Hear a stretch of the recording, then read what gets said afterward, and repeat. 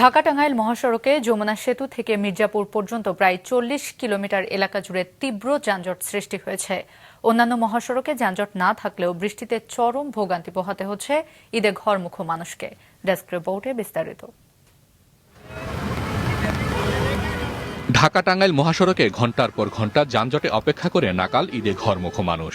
গতকাল থেকেই এতে যানবাহনের চাপ বাড়তে থাকে। ভোরে যমুনা সেতু এলাকায় একটি ট্রাক বিকল হয়ে পড়ে। দ্রুত সেতু এলাকায় দেখা দেয় যানজট। বেলা বাড়ার সাথে সাথে কয়েকটি ছোট ছোট দুর্ঘটনার পাশাপাশি যানবাহনের অতিরিক্ত চাপ ও অতিবৃষ্টির কারণে তা তীব্র আকার ধারণ করে। সেই ৫টা থেকে এরকম ঠেলতে এরকম অনেক কষ্ট হয়ে যেতেছে, ভোগান্তির অনেক বেশি হয়ে যেতেছে। প্রচুর জ্যাম রাস্তায়, যানজটের জন্য গাড়ি চলা খুবই কষ্টকর হচ্ছে। এরেঙ্গার থেকে মনে করেন ৩ ঘন্টা লাগলো সেতু পর্যন্ত আসতে। যানজট কমাতে যমুনা সেতুতে ঢাকামুখী লেন বন্ধ করে উত্তরবঙ্গমুখী ৪ লেন খুলে দেওয়া হয়। এতে সেতুর পশ্চিমে সিরাজগঞ্জের সায়দাবাদ পর্যন্ত ঢাকামুখী লেনেও যানজট তৈরি হয়। গাড়ির চাপ বাড়ায় পুরোপুরি যানজট কমানো সম্ভব হয়নি বলে জানায় পুলিশ। এদিকে গাজীপুরের চন্দ্রা ও চান্দনা চৌরাস্তা এলাকায় যান চলাচল স্বাভাবিক দেখা গেছে।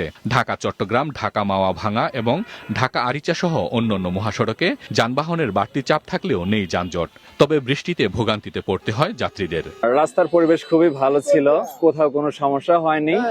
ভাড়ার বিষয়ে একটু তারা ঈদ উপলক্ষে একটু বাড়িয়ে নিচ্ছে। আমি রংপুরে যাব, আগে ভাড়া ছিল 800 টাকা, এখন 1200 টাকা, 1400 টাকা, তাও সিট কাভারে। বৃষ্টি যেহেতু আবার জ্যাম, এটার জন্য একটু সমস্যা।